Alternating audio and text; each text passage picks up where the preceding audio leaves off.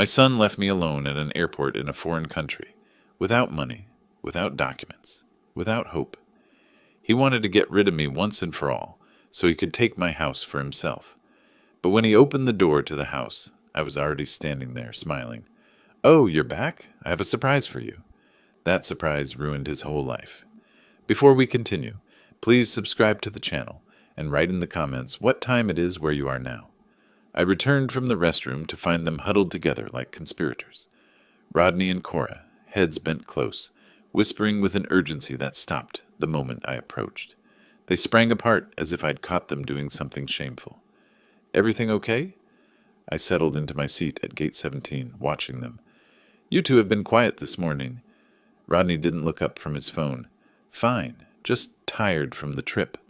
Cora's smile was too bright, too sudden. "We're just ready to get home. Can't wait to sleep in our own bed."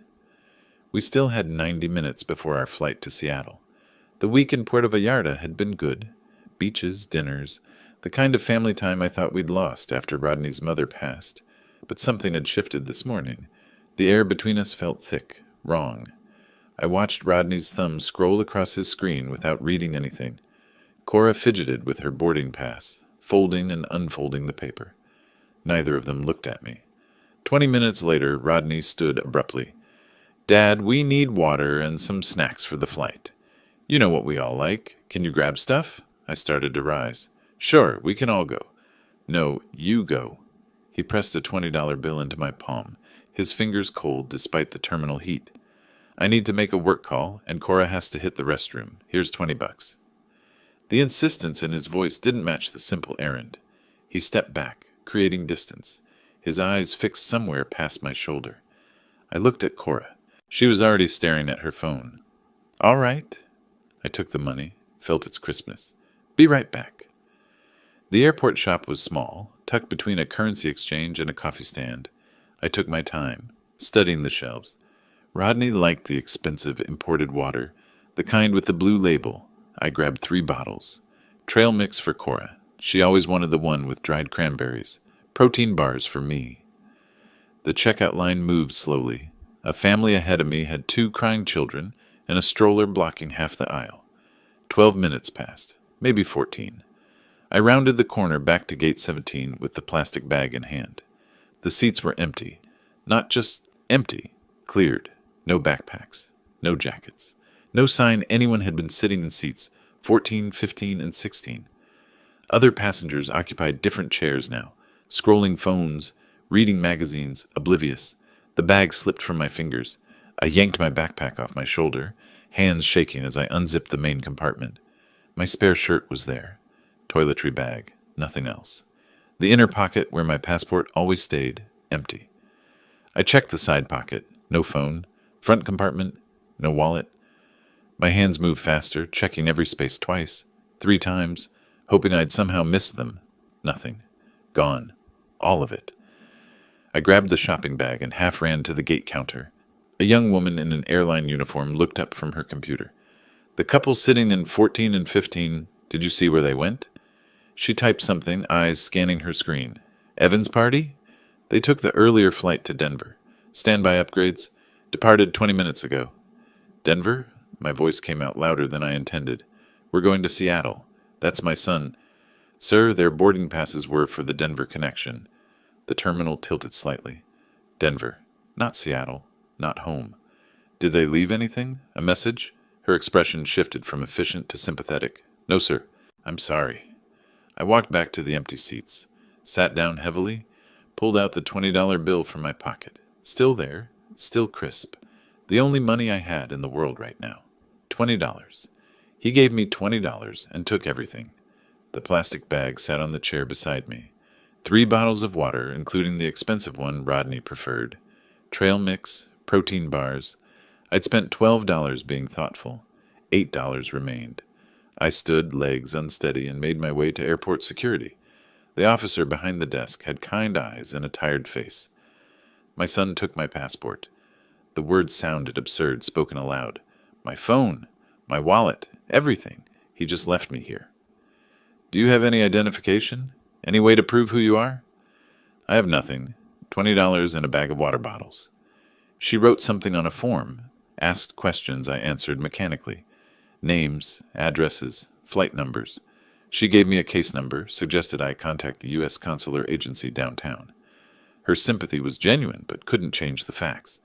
I walked away from her office, forms in hand that meant nothing without identification. The terminal stretched ahead. Shops, restaurants, gates full of travelers with phones and wallets, and futures planned beyond the next hour.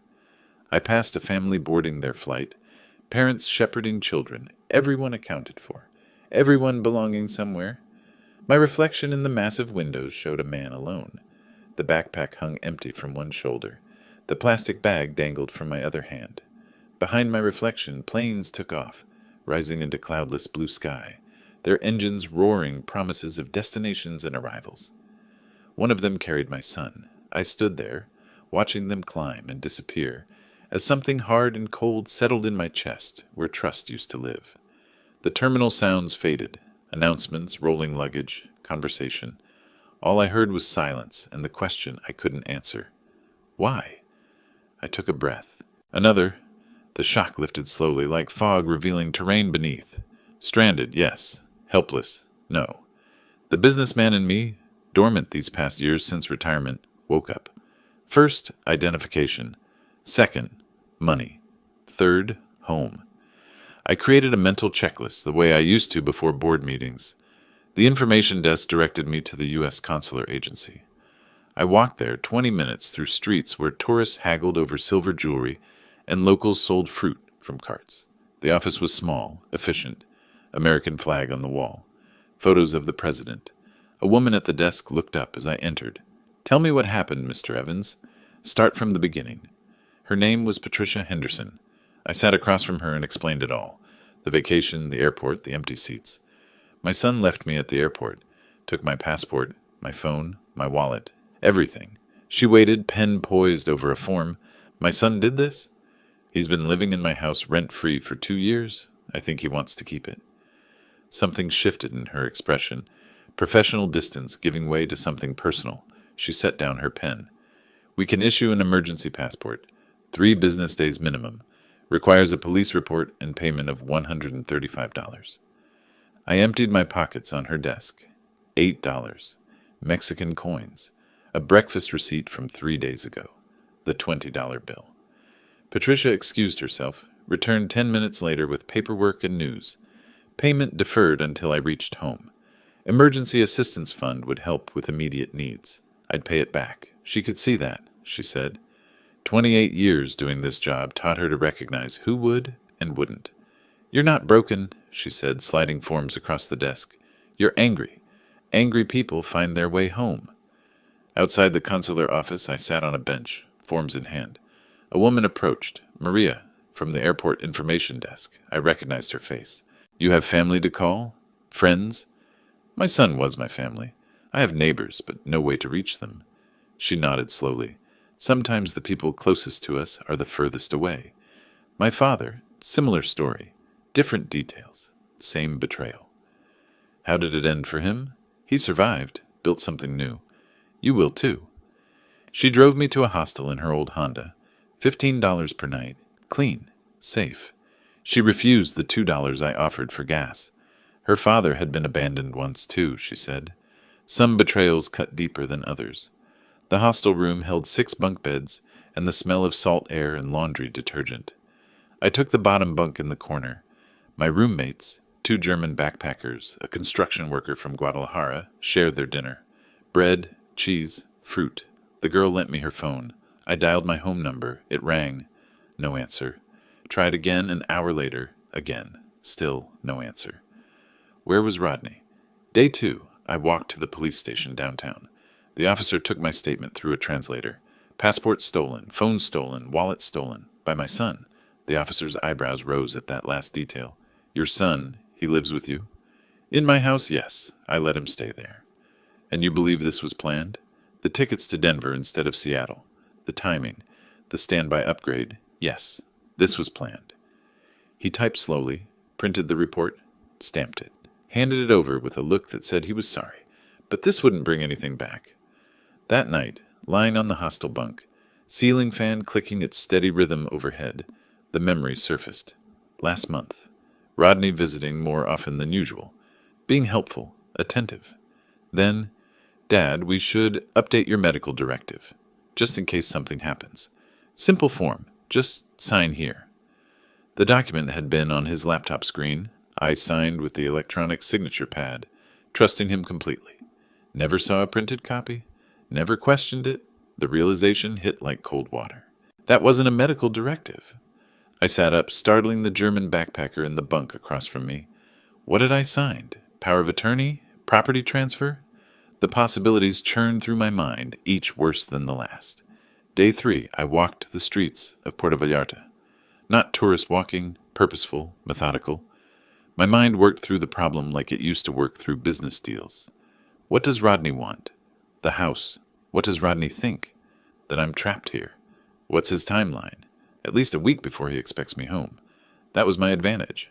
Surprise. Patricia handed me the emergency passport at noon. Thin, temporary, but official. She also gave me an envelope.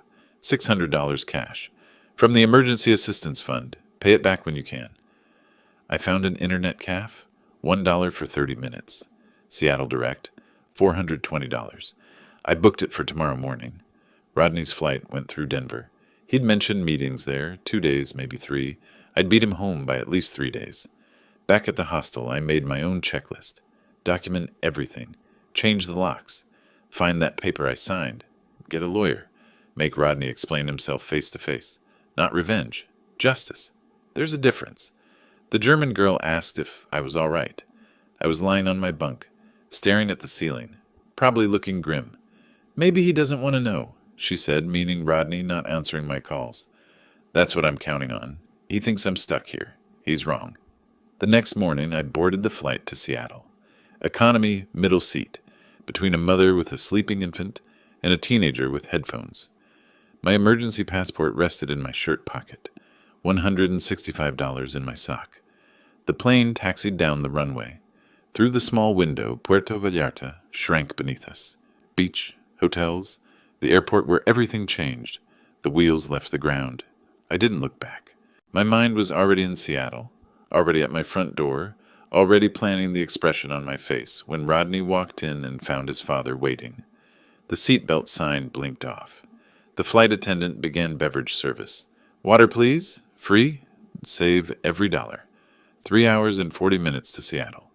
Rodney didn't know I was coming. The wheels hit runway concrete with that jarring thud that says you're home. The plane tilted as we braked, engines roaring in reverse. Through the window I saw Seattle, rain-dark clouds, evergreen hills, the familiar airport buildings, home. But home was different now, not refuge. Battlefield. I waited while other passengers grabbed bags from overhead bins, jostled toward the exit. Patient. Methodical. I had time. Rodney didn't know I was coming. The rideshare driver had a Seahawks air freshener hanging from her mirror. Young woman, probably 25. Chatty at first until she sensed I wasn't interested in conversation. She pulled up to the house 47 minutes later. I stared at it from the back seat. Pale blue Craftsman. White trim. The porch I rebuilt 5 years ago. The garden waiting for spring planting. $850,000 of real estate. My life's work. My security. Rodney lived there rent-free and wanted to take it all. I paid the $47 fare, added $3 for tip, calculated generosity, and thanked her. Stood on the sidewalk with my nearly empty backpack, looking at my own house like I was seeing it for the first time. Alton? I turned. Daniel Kowalski emerged from next door, white hair catching the afternoon light, reading glasses pushed up on his forehead. He wore a cardigan despite the mild weather.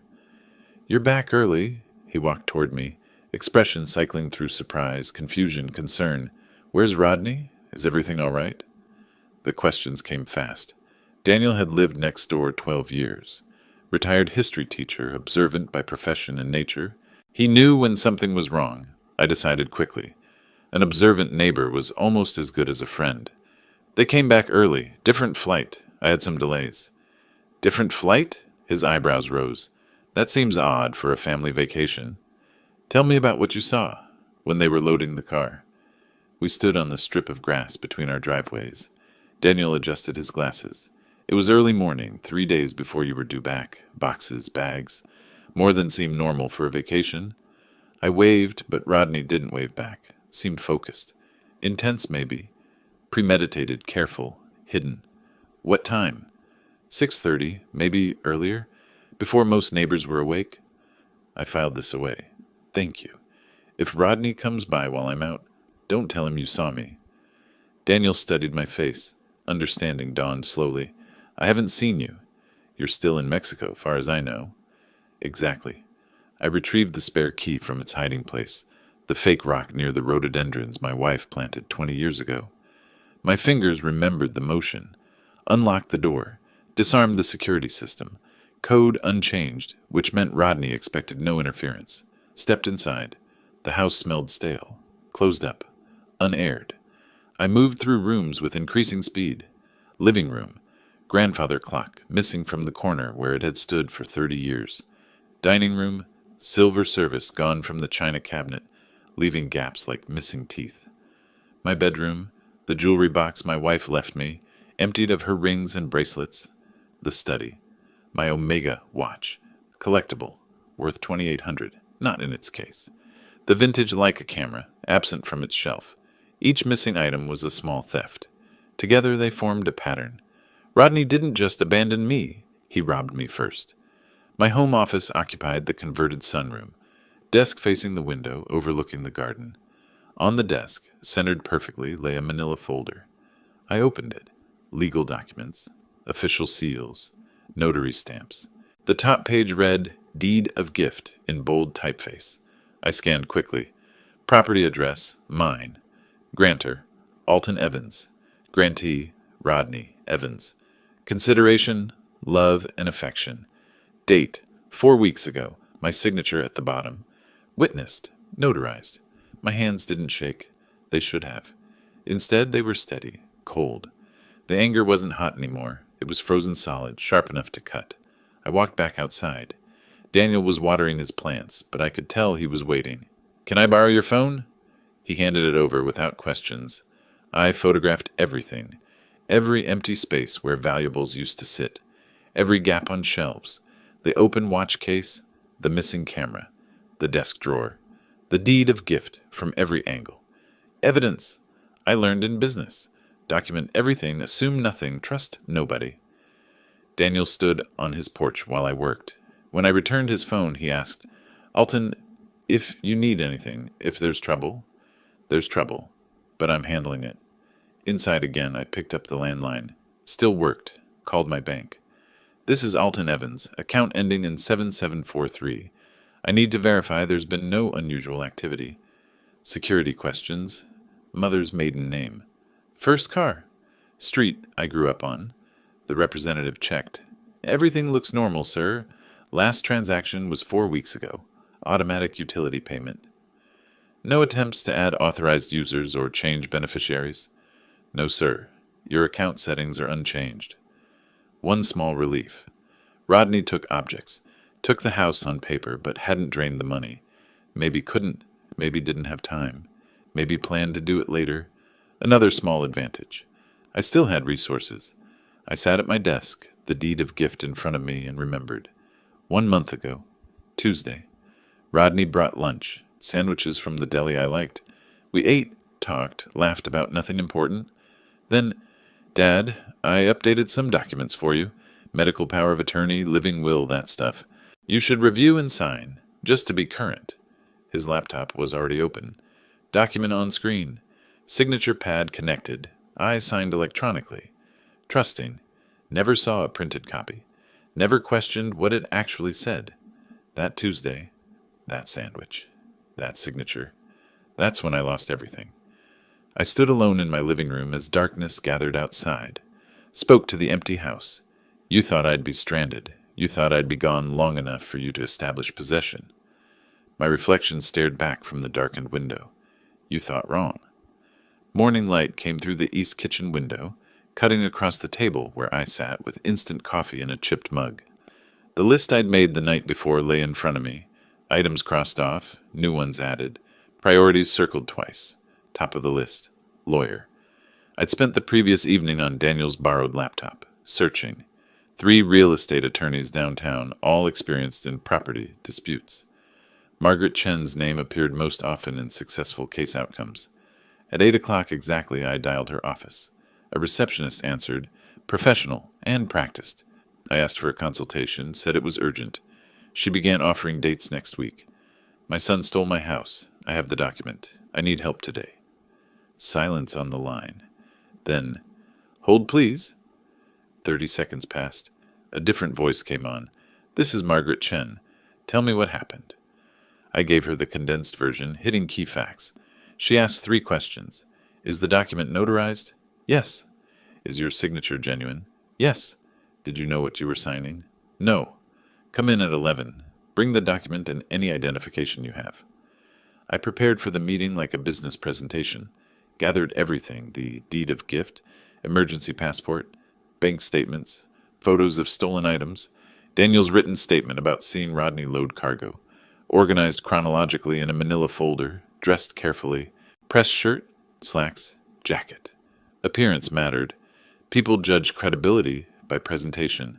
Her office was downtown, 20th floor, corner view of Puget Sound. Margaret Chen was smaller than I expected, maybe 5'3", precise in movement and speech. Gray-streaked black hair pulled back severely. The office smelled like paper and printer toner. Law books lined 2 walls. She gestured to a chair across from her desk. Worn leather, shaped by countless clients with countless problems. I sat, placed the deed of gift on her desk like evidence at trial. She put on reading glasses, began examining it. Expression didn't change, but her pen moved faster, making notes. 5 minutes later, she looked up. This is a properly executed deed of gift. The notary seal is legitimate. The language is standard. Your signature appears genuine, is it? I nodded. Then legally, as of the date on this document, your son owns your house. The words hit like physical blows. However, and that word carried weight, if you can prove you were deceived about the document's nature, we can argue fraud. She swiveled her computer monitor toward me. The deed of gift filled the screen, enlarged. Walk me through the signing. What exactly did your son tell you? He said it was updating my medical directives. Power of attorney if I became incapacitated. Made sense. I'm 63. Did you read the document before signing? It was on his laptop screen, small text. He scrolled through it quickly, said it was standard language. And you never received a signed copy? Never. I assumed it was filed with his records. For emergencies? Her pen flew across the notepad. That's our angle. Misrepresentation of document contents. Concealment of true nature. She made copies of everything, returned originals, scanned the deed, enlarged the notary section. This was done carefully, professional, premeditated. She pointed at details on the screen. The notary's name is visible here. I'll need to interview them. She typed notes rapidly. This will cost money, retainer, court fees, possibly expert witnesses. Are you prepared for that? I sold a business 3 years ago. I have resources. This is worth every dollar. What will this cost? Realistic numbers. Retainer today, $5,000. If it goes to full trial, $20,000 to $40,000 more. Maybe higher if he fights hard. I didn't hesitate. I'll write the check. What are our odds? If we can prove deception, 60-40 in your favor. Maybe better with the airport abandonment adding context. But fraud is hard to prove. I'm not walking away from my house. I didn't think you were. That's why I cleared my schedule. The police station came next. East Precinct, afternoon. Fluorescent lights, scuffed linoleum, metal chairs. I filed formal complaint. Theft of property from airport. Stolen passport, wallet, phone. Stolen items from home. The officer taking the report was young, probably late 20s. She typed slowly. The suspect is your son? Yes. And he lives with you? In my house, yes. The house he's trying to steal. She looked up at that. This is a civil matter, sir. We can take the report about stolen items, but property disputes go through courts. I kept my voice level. The theft happened in Mexico, international. The stolen items have serial numbers. That's criminal. She typed faster, asked for serial numbers. I provided them. Watch and camera, documented for insurance. She asked about the silver service value. I estimated conservatively. $3,500. 90 minutes later, she handed me a case number. "Someone will follow up," she said, tone suggesting I shouldn't hold my breath. Back at Margaret's office, I watched her work, typing rapidly, printing, signing, gathering documents. "Motion to invalidate deed of gift based on fraud and undue influence," the header read. "I'm requesting expedited hearing given the living situation dispute." She collated pages, stapled them.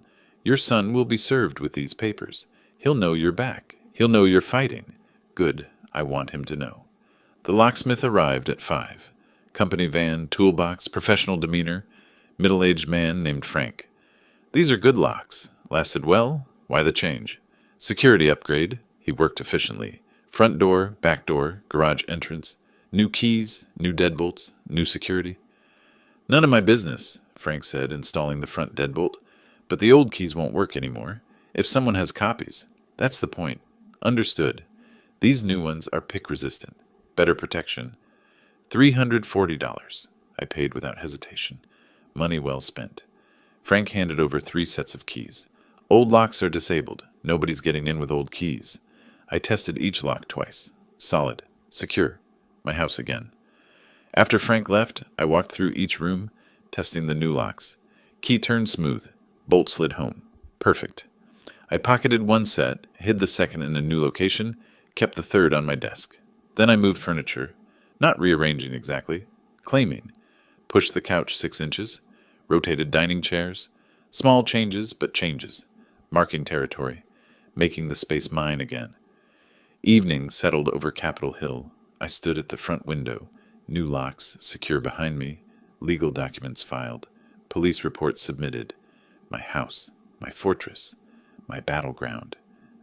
Across the street, lights flickered on in neighbors' homes. Normal lives continuing. My life hadn't been normal since the airport. Might never be normal again. The new phone I'd bought sat silent on the coffee table. No calls. Rodney didn't know this number. Rodney thought his father was still in Mexico, helpless, abandoned. Wrong. 6:47 p.m. 8:47 in Denver. Was Rodney at dinner? In a hotel? Planning his return to his house? The uncertainty bothered me less than it should. I'd established position. Changed the field. When Rodney came back, everything would be different. I moved to the kitchen, opened the refrigerator, empty except for condiments and expired milk. Tomorrow I'd shop, restock, live. Tonight, instant coffee and frozen bread would do. I carried another cup back to the window. The street was quiet. No cars approaching. Not yet. I sipped coffee, watched, and waited for the confrontation I knew was coming. 2 days passed. I spent them preparing. Documents organized on the coffee table. New keys in my pocket. Phone charged. Recording app tested and ready. I moved through the house like a general inspecting fortifications, checking windows, testing locks, claiming territory. Late afternoon on the second day, I heard a car door slam outside. I moved to the window, parted the curtain 1 inch. Rodney's silver Honda Accord sat in my driveway. He stood beside it, staring at the house. Even from inside, I could see confusion dawning on his face. Cora emerged from the passenger side, looked toward the front door, whispered something I couldn't hear. I let the curtain fall, counted to 5, waited for the doorbell or knock. Instead, I heard a key scraping in the lock. Once, twice, 3 times, harder. The old key, useless now. Rodney cursed quietly. Cora's voice came through the door, sharp. "What's wrong?" "Lock's jammed or something." More scraping. Metal on metal. Nothing turning. Then silence. Footsteps moving around the house. They were checking the back door. I heard them try that lock too. More confusion in their voices, audible through walls. They returned to the front porch. "Call him," Cora said. "He doesn't have his phone. We have his phone." But he tried anyway. Somewhere in the house, my old disconnected phone buzzed once. Died. My new phone rang. Unknown number. I answered on the 3rd ring. "Yes? Dad, is that you?" "It is? Where are you?" "I've been trying to reach—" "I'm home, Rodney, inside the house. Your keys don't work anymore." Dead silence. Then, "What? How did you— When did you—" "3 days ago. Come to the front door. We need to talk." I opened the door, but stood in the frame, not inviting them in. Rodney looked exhausted. Wrinkled clothes, 2 days of travel visible on his face. Cora stood slightly behind him, eyes sharp, assessing. Rodney tried his concerned son expression. "Dad, thank goodness you're safe. We were so worried. What happened at the airport? We looked for you everywhere."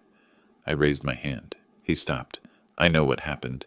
You sent me to buy water. You flew to Denver. You took my passport, my phone, my wallet, my money. You abandoned me in Mexico with nothing." His mouth opened, closed. No words came. I stepped aside just enough to reveal the coffee table through the doorway. Legal documents stacked neatly. "I have something to show you." I picked up the top document, held it so they could see the header. "Motion to invalidate deed of gift based on fraud." Rodney's face went pale. "That document you had me sign, the one you said was a medical directive, it wasn't. It was a property transfer. You stole my house on paper before you abandoned me in another country." Cora's hand gripped Rodney's arm. Her voice came out ice cold. "We need a lawyer." Rodney recovered. His voice hardened. "That deed is legal. My lawyer already reviewed it. Your signature, properly notarized, legally binding. This house is mine. You're the one trespassing." He pulled out his phone. "I'm calling the police for unlawful occupation." I didn't flinch. "Go ahead. Seattle Police East Precinct already has my report. Case number 774821. Theft in Puerto Vallarta Airport. Stolen items from this house before the trip. Collectible watch, vintage camera, silver service. Your neighbor saw you loading boxes." His finger hovered over the phone. Didn't dial. "You reported me." "I reported theft, criminal acts. The police have your name, your description, your flight information. Call them. See what happens." I pulled out my own phone, showed the screen. Red recording dot visible. "This conversation is being recorded. Washington is a two-party consent state, and I'm informing you now. Everything you say from this point is documented." Rodney's phone lowered. Cora tugged his arm, whispered something urgent. "This isn't over," Rodney said. "No, it's not. But it's not going the way you planned." They walked backward off the porch, down the steps, toward their car.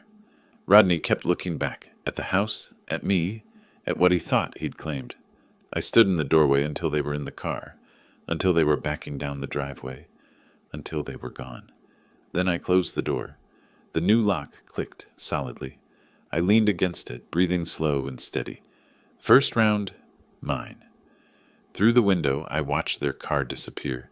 My hands were steady, but my heart pounded, adrenaline catching up now that the confrontation was over. I walked through the house, checking doors and windows from habit. All secure. In the kitchen, I poured water, drank it standing at the sink. The house was quiet again. My phone buzzed. Text from Daniel. "Saw them arrive and leave. You okay?" I typed back, "Fine, thank you." He didn't ask more. I didn't elaborate. I returned to the living room, gathered the documents from the coffee table, filed them back in the folder. Motion to invalidate. Police report. Bank notifications. Locksmith receipt. Paper trail of resistance. Paper trail of war. My phone rang. Margaret Chen's office. I answered, expecting questions about the confrontation. Instead, her paralegal's voice. "Mr. Evans, we've received notice from opposing counsel. Rodney Evans has retained representation. Attorney named Robert Michaels specializes in property disputes. He's filed a counter motion asserting the deed's validity and requesting immediate possession pending court decision." I sat down. The battle had truly begun. 3 days after the confrontation, I sat in Margaret's office for a strategy meeting. She slid a thick document across her desk. "Robert Michaels is thorough. He's filed for expedited hearing on possession, claiming you're unlawfully occupying your son's property." The irony wasn't lost on either of us. I read the motion. Legal language, but the message was clear. Rodney was fighting back hard. "Michaels is good." Margaret refilled her coffee, gestured to offer me some. I shook my head. "He's reframing the entire narrative. You become the unreasonable parent. Rodney becomes the victim. But the facts, Mexico, the theft, the deception, facts matter, but so does presentation. He's separating the criminal allegations from the property dispute, making it look like you're using criminal complaints to relitigate a gift you regret. Oh, that's not what happened. I know. The judge will decide if she knows. That's why we need more evidence. Direct evidence of fraud at the signing. She walked me through Rodney's strategy. Michaels is arguing you made a valid gift, fully informed, properly executed. His position is that you regretted it after the fact. Maybe because you had a falling out, maybe because you're confused about what you signed. He's not acknowledging the Mexico incident in his filings. He's treating this as pure property dispute, ignoring the criminal context.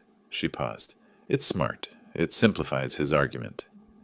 I felt the ground shifting, the narrative being rewritten, my abandonment becoming family disagreement, my stolen house becoming regretted gift. 1 week after the confrontation, Margaret called with worse news. Rodney has filed emergency motion for immediate possession. His argument, he's homeless, living in hotel, while his legal property is occupied by someone who gave it to him. The motion cited financial hardship, hotel costs draining resources, legal ownership via the deed, irreparable harm from being unable to access his property. It's manipulation, Margaret said, but judges sometimes grant possession pending litigation, especially if ownership documents appear valid. We need to counter this fast. I authorized another $3,500 retainer. The costs mounted like water rising. Daniel mentioned the social media attack awkwardly one evening over the fence between our yards. Elton, I don't believe it, but people are talking. Online. Your daughter-in-law posted something. I didn't have social media accounts. Daniel showed me on his phone. Cora's post, carefully worded. Heartbroken. My husband's father gave us his house, then changed his mind and locked us out. We're homeless while he lives in our legal property. Family shouldn't treat family this way. Comments below? Dozens. Split between support and suspicion. Some friends from my past asking what was happening. My privacy invaded. My reputation attacked. Should I respond? Explain? I asked Daniel. Talk to your lawyer first. Anything you say publicly might be used in court. So I stay silent while she lies. Sometimes silence is stronger than arguing. People who matter will wait for the truth. 2 weeks into the legal battle, Margaret scheduled a financial discussion. She spread expense projections across her desk. Initial retainer, $5,000. Additional filing fees and discovery, $3,500 already spent. If this goes to full trial, depositions, expert witnesses, court time, we're looking at $40,000 to $60,000 total. Maybe more if Michaels drags it out. She met my eyes. I need you to understand what you're committing to. This is mortgage money, retirement savings money. Rodney is betting you'll settle rather than pay these costs. I looked at the numbers. My business sale netted enough, but watching savings drain hurt differently than expected. And if I settle? Give him something to walk away? Depends what you offer, but settling rewards theft. And Rodney smells blood now. He might demand unreasonable terms. So fight or surrender. Those are the options in any war. I met with my financial advisor, Patricia, who'd managed my retirement investments for 8 years. She ran numbers, showed me scenarios. $50,000 over 6 months, sustainable. $80,000 over a year, damaging but not destroying. The question, she said carefully, is whether winning is worth the cost, even if you keep the house. I didn't answer immediately. Later, alone, I thought, yes, it is. Robert Michaels called 2 weeks in. First settlement overture. Mr. Evans, I'm calling to see if we can resolve this without lengthy litigation. My client is willing to lease the property back to you at reasonable rate until you find alternative housing. The property is mine. I'm not leasing my own house. The deed says otherwise. I'm trying to find middle ground here. The deed is fraudulent. There is no middle ground between ownership and theft. His tone cooled. Then we'll see you in court. I began documenting everything obsessively. Daily log of events. Timeline of interactions. Financial records showing house payments and ownership history. Photographs of missing items. I converted the guest bedroom into a war room. Documents organized in labeled folders. Timeline posted on wall. Legal filings filed chronologically. If this was battle, I'd fight with information. 2 weeks into this phase, I sat in my living room surrounded by legal documents. Bank statements showing depleted retainer. Margaret's cost projections. Rodney's counter motions. Cora's social media attacks. The weight accumulated. I allowed myself 5 minutes of doubt. Wondered if settling would be easier. Then I remembered the airport, the empty seats, the missing passport, the $20 bill, the calculation in my son's betrayal. The doubt hardened back into resolve. I'd see this through. 4 days after hiring Sarah Chen, I met her at a coffee shop downtown. Neutral ground, her preference for initial findings discussions. She arrived with a tablet and manila folder, ordered black coffee, wasted no time.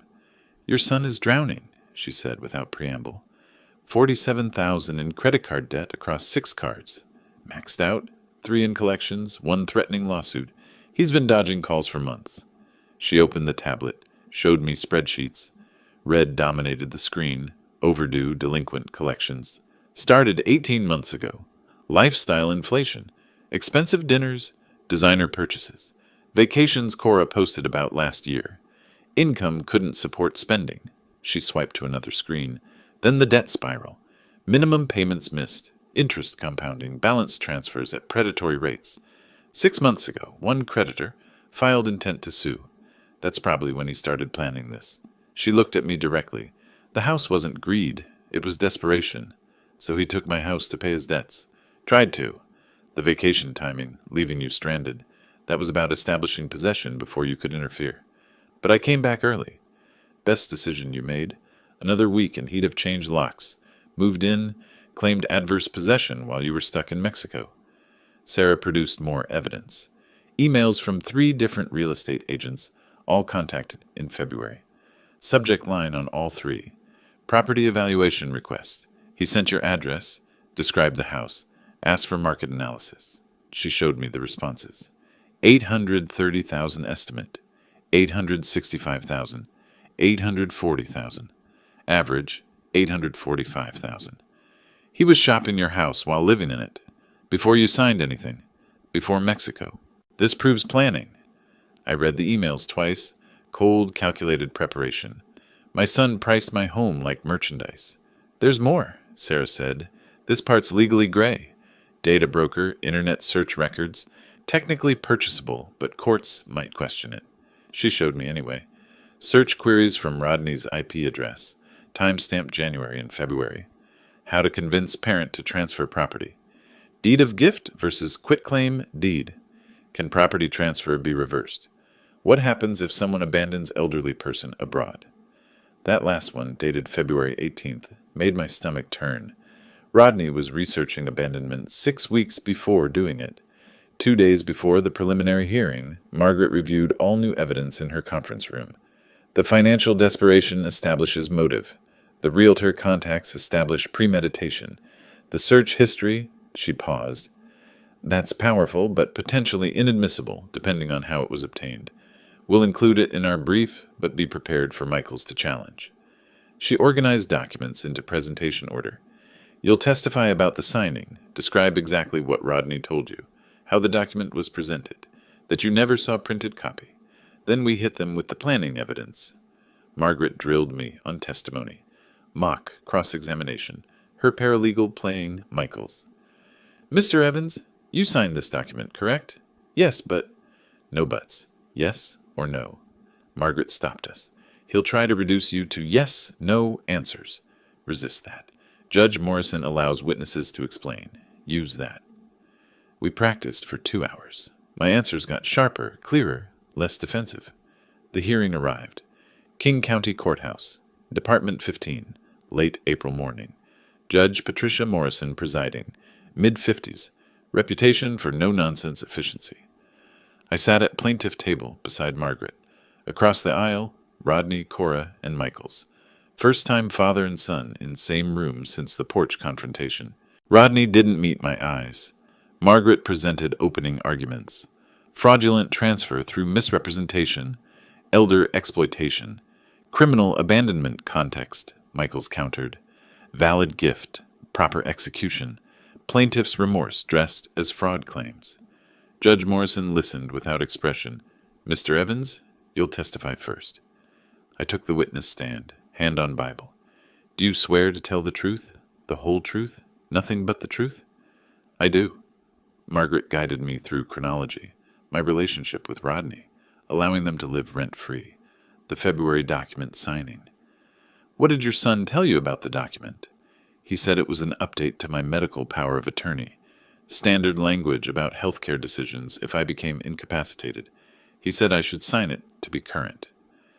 Did you read the document thoroughly? He displayed it on his laptop screen. Small text. He scrolled quickly, said it was standard boilerplate. I trusted him. He's my son. Michaels cross-examined aggressively. But you did sign it, Mr. Evans? Yes. You're educated, ran a business for decades? Yes. Capable of reading legal documents? Yes. Yet you claim you didn't understand what you signed. I didn't flinch. I understood it was presented as a medical directive. I didn't know it was actually a property transfer until I found the recorded deed weeks later. Michaels pivoted. Isn't it true you had a disagreement with your son after this trip? There was no disagreement. There was abandonment and theft. Judge Morrison. Answer the question as asked, Mr. Evans. Margaret presented the investigation evidence. Financial records showing Rodney's debt. Emails to realtors. Timeline of planning. Michaels objected repeatedly. Relevance? My client's financial situation doesn't invalidate a legal property transfer. Margaret argued. Establishes motive for fraud, Your Honor. Shows this wasn't a gift, but a scheme born of financial desperation. Judge Morrison reviewed documents, made notes. I'm ordering expert examination of the signing circumstances. Independent notary expert to evaluate whether proper protocols were followed. Both parties will make experts available. Hearing continued for 6 weeks pending expert report. I drove home from the courthouse thinking about Rodney's face during testimony. Pale, rigid, eyes fixed on the defense table. His son didn't testify. Michaels advised against it, probably. Smart lawyering. Why put someone on the stand who might crack? Daniel called as I pulled into my driveway. How did it go? Ongoing. Judge ordered more investigation. That's good, though, right? She's taking it seriously. Yes, but seriously doesn't mean quickly. Inside, I found Margaret's message on voicemail. Call me when you can. Development in the case. Not urgent, but interesting. Her tone suggested something worth discussing. I dialed her back. Time to learn what comes next in this endless battle. 2 days after the preliminary hearing, Margaret's development became clear. Michaels filed motion for psychological evaluation. Arguing my age and possible cognitive decline affected my understanding of the document I signed. I sat in Dr. Rachel Foster's office for court-ordered assessment. This evaluation is requested by opposing counsel, she explained, professional and neutral. They're suggesting cognitive impairment affected your ability to understand legal documents. I'll assess memory, comprehension, decision-making capacity. The results go to both attorneys and the court. I understood the implication. Rodney's lawyer was calling me mentally unfit. Let's begin with some memory exercises. 2 hours of testing. Short-term memory recall. Remember list of words. Repeat back. Long-term memory. Describe business career. Significant life events. Cognitive processing. Solve puzzles. Identify patterns. I'm going to read you a list of 10 words. Try to remember as many as possible. After hearing the list, hospital, television, curtain, flower, envelope, sidewalk, piano, thunder, basket, mirror. That's all 10 in order. Excellent recall. Now tell me about a significant decision you made in the past 5 years. I provided detailed chronology. Selling my business. Equipment supply company I built over 30 years. Had offers from 3 buyers. Evaluated each based on price, terms, and what would happen to my employees. Sold to the buyer offering best outcome for everyone. Closed in September 2022 for net proceeds of $320,000 after taxes. Dr. Foster wrote notes. Detailed memory, clear reasoning process. Good. 1 week later, Margaret called. Dr. Foster's report is in. You're officially mentally competent. She read excerpts. Subject demonstrates intact memory function, normal cognitive processing for age, clear decision-making capacity, no signs of dementia or significant impairment, fully capable of understanding legal documents and making informed choices. Michaels tried to paint you as confused old man. This demolishes that narrative. Sarah Chen called the same day. Coincidence, but fortunate timing. Found your notary. Frank Morrison, freelance, works from home office. I did informal interview. He got talking. She paused for effect. Rodney paid him $300 cash to notarize your signature at a Starbucks. Not his office. Not your home. A coffee shop. Frank admits he felt uncomfortable but needed the money. That's a violation of notary protocols. Margaret and I met Frank Morrison 3 days later at his small office in Ballard. Frank was nervous, mid-40s, thinning hair, apologetic demeanor. I shouldn't have done it that way.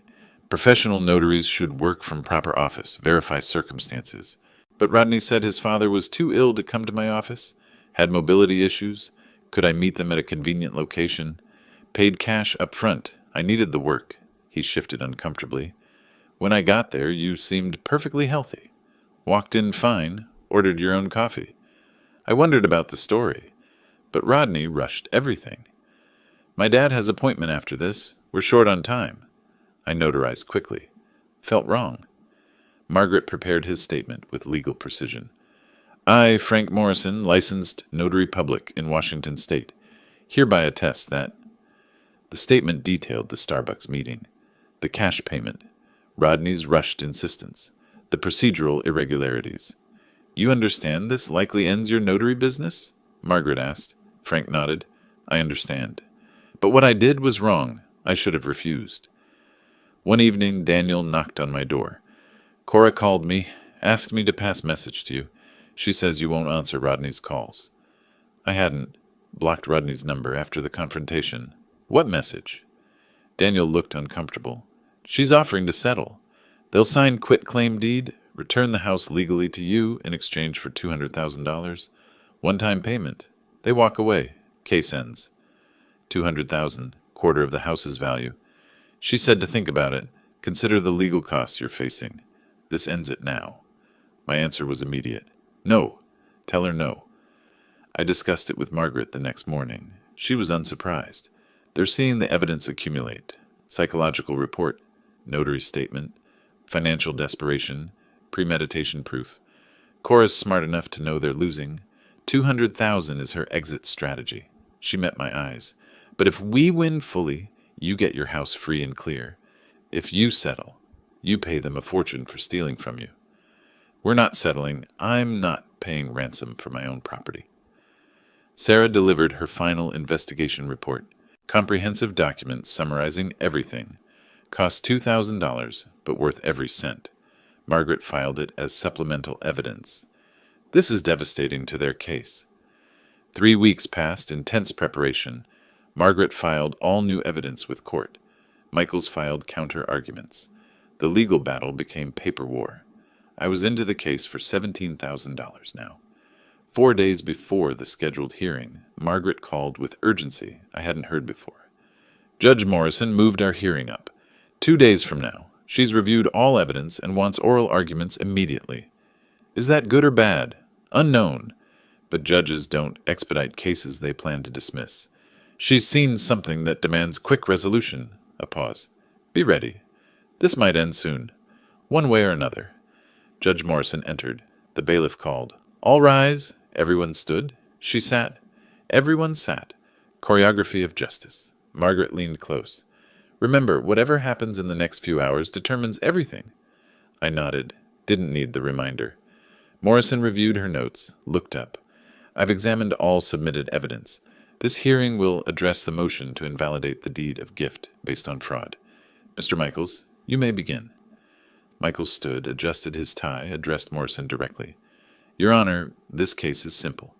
Adult son, aging father, legitimate estate planning conversation. The father signed a deed of gift, his signature verified genuine, properly notarized. Now, months later, after a family disagreement, he claims fraud. He gestured dismissively toward Margaret's evidence stack. Financial difficulties don't prove fraud. Pre-planning doesn't prove fraud. Family conflict doesn't prove fraud. The deed stands on its legal merit. He sat down. Confident. Too confident. Margaret rose, picked up Frank Morrison's statement. Your Honor, the notary's sworn statement details procedural violations that invalidate the notarization. The signing occurred at a Starbucks, not proper office. Mr. Morrison was paid $300 cash, unusual for services typically costing $25. He was told Mr. Evans had mobility issues and couldn't travel. Demonstrably false. She picked up another document. The defendant contacted 3 real estate agents before the vacation, requesting property valuations. Before his father signed anything, he was pricing the house like merchandise. That's not estate planning. That's theft planning. Morrison leaned forward. Mr. Michaels, how do you explain your client paying 12 times normal notary fee for services at an unusual location? Michaels stood. Perhaps he wanted to accommodate his father's schedule, Your Honor. The fee reflects convenience. Morrison's expression showed skepticism. And the false statements about mobility issues? Michaels hesitated. I'd need to confirm those allegations with my client. Morrison turned to Margaret.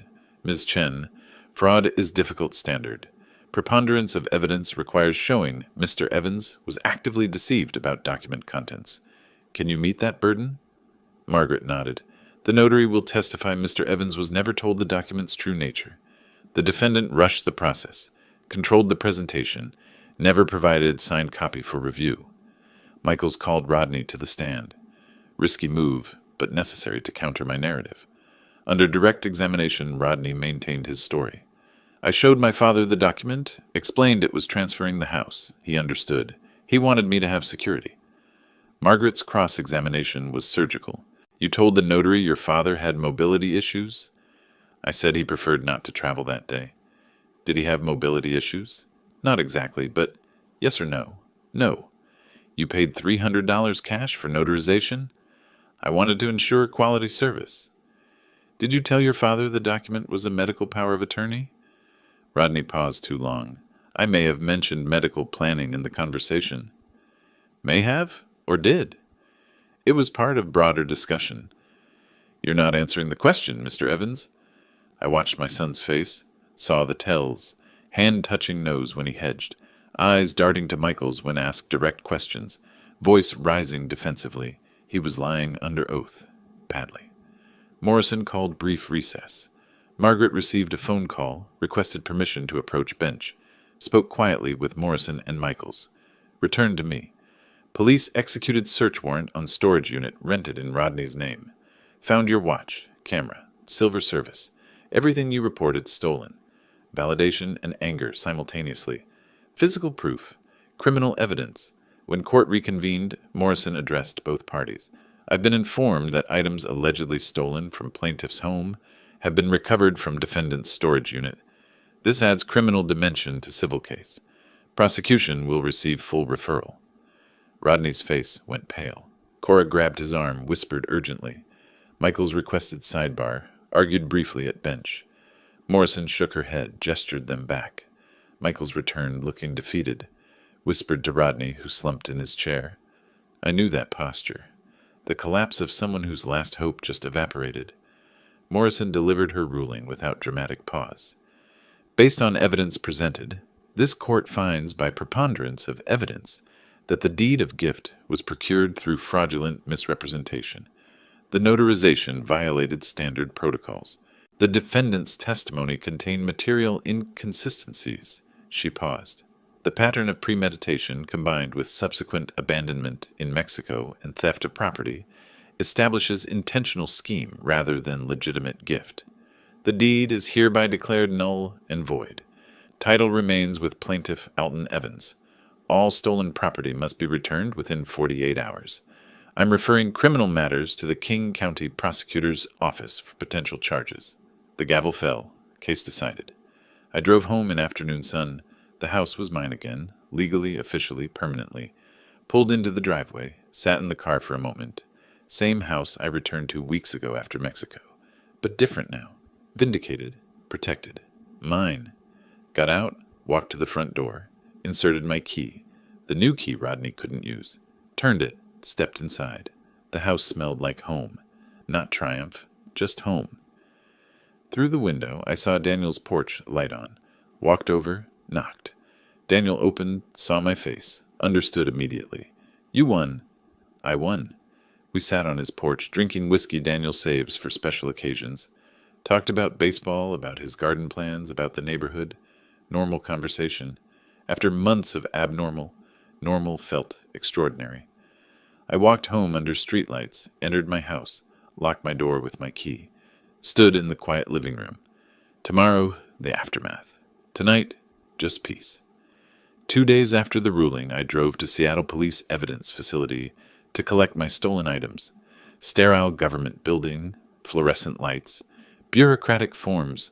An officer brought out a plastic bin labeled with my case number. Inside, my grandfather's Omega watch, face scratched but running, the Leica camera, vintage leather case worn but intact, silver service wrapped in evidence bags, tarnished but restorable. I signed the receipt form, carried the bin to my car carefully, as if transporting something fragile. Home again, I unwrapped each item.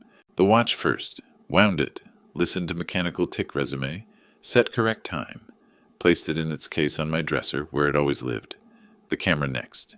Check mechanism, shutter still worked. Returned it to shelf in study. Silver service required polishing. I spent an evening with silver cleaner and soft cloth, removing tarnish, restoring shine. Methodical work, meditative. Each piece cleaned was a piece of my life restored. Margaret called with news. Morrison issued judgment order. Rodney and Cora are jointly liable for $15,000. Reimbursement of your court costs. Compensation for emotional distress, and damages for property theft. Can they pay? Her laugh was humorless. They can't pay their current debts. This judgment goes to the back of a very long line, but it's on their record. Permanent mark. I didn't need the money. I wanted the accountability. 2 weeks later, the prosecutor's office called. Assistant prosecutor named James Riley. Sounded young and overworked. Mr. Evans, we're offering your son a plea agreement. Plead guilty to theft and attempted fraud, receive 2 years probation, restitution to you, and community service. No jail time given his lack of prior record, but conviction on his record permanently. I don't want revenge. I want accountability. If probation accomplishes that, accept the plea. Riley sounded relieved. Thank you. Some victims push for maximum punishment. This is proportional. Proportional. The word felt right. I met with Estate Attorney Richard Taft in Bellevue. You want to ensure your son can never inherit this property. I nodded. Never. Not if I die tomorrow, not if I die in 30 years. Richard drafted new will on his computer. Clear language. I explicitly disinherit my son Rodney Evans from any claim to my estate. Upon my death, my house shall transfer to the Seattle Housing Foundation to be used for low-income elderly housing. I signed, feeling strange peace. My son tried to take everything, now gets nothing. Not as punishment, as protection. Margaret delivered final bill in person. Professional courtesy. One last meeting to close the case. $19,500 total. I absorbed some research costs and reduced my hourly rate for the final month. I wrote the check without hesitation. You saved my house, and probably my sanity. Worth every penny. She smiled slightly. Most clients complain about legal fees. Most clients don't have sons who try to steal their homes. Early August. Warm Seattle evening. I sat on my front porch with iced tea, reading newspaper. Down the street, a moving truck backed into the apartment complex. Curiosity pulled me to watch. Saw furniture being loaded, cheap pieces, some I recognized from Rodney's room years ago. Then saw them. Rodney carrying boxes. Cora directing movers with sharp gestures. Eviction. Couldn't afford rent anymore. I stayed on my porch, partially hidden by rose bushes. Watched my son's life collapse into cardboard boxes in a rental truck. Rodney looked thinner, older, defeated. Loaded boxes mechanically. No energy. Cora got in the truck passenger seat. Didn't help. Rodney climbed into driver's seat. Truck pulled away. Gone. I sat in silence, processing what I witnessed. I won. Justice happened. My son was destroyed. None of it felt good. It just felt done. Later, Daniel came over. Saw the moving truck. That was them, wasn't it? Yeah. Evicted for non-payment. How do you feel about that? Empty. Not happy, not sad. Just empty. You won. That's supposed to feel good. Winning meant my son lost everything. That's not victory. That's survival. Sometimes survival is the only victory available. September approached. Summer faded toward fall. My house stood solid on its Capitol Hill foundation. My house, legally and emotionally. The garden needed attention. I spent a Saturday weeding, planting fall bulbs, preparing for next season. Daniel helped. Two men working in companionable silence. We drank beer afterward on my porch, watching the street. You ever think about selling, moving somewhere easier? I considered. This house almost got stolen from me. Now that I've fought to keep it, I'm not leaving. Fair enough. We sat watching evening arrive. My phone rang. Unknown number. I ignored it. Could be anything. Probably nothing important. My life had returned to peaceful unimportance. Normal problems? Lawn maintenance, grocery shopping, upcoming dentist appointment. No lawyers, no courts, no betrayals. Just life. The ordinary, precious life I defended. The phone stopped ringing. The street stayed quiet. The house stood. I remained on my porch, in my home, surrounded by the simple victory of having survived someone else's greed. Justice isn't always satisfying, but it's always necessary. I learned that these past months. Learned it at great cost, financially, emotionally, familially. Was it worth it? I looked at my house, the pale blue paint, the white trim, the porch I rebuilt, the garden I tend, my house, my life, my terms. Yes, it was worth it. Every dollar, every stress, every painful moment. Because some things can't be priced, some things have to be defended, and some victories, even when they hurt, are still victories worth winning. If you like this story, please like this video, subscribe to the channel, and share your impressions of this story in the comments. To listen to the next story, click on the box on the left. Thank you for watching.